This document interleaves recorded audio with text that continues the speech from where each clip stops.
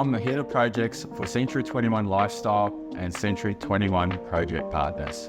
Welcome to our second construction update for Serenity in Beerwah. Since our last update, the lower frames and structural steel have been delivered to site. The lower level block walls are now up. The upper level floor systems were delivered and have been installed by our team of carpenters, and our block layers have been super busy erecting the upper level party walls. We were very excited to see that the crane was here last week to assist in erecting the upper level wall frames and trusses, ensuring that the progress remains as scheduled. Over the next month, you'll see this project transform from a paper drawing to a life-sized structure. If you're thinking of securing any of the remaining townhomes, give us a call.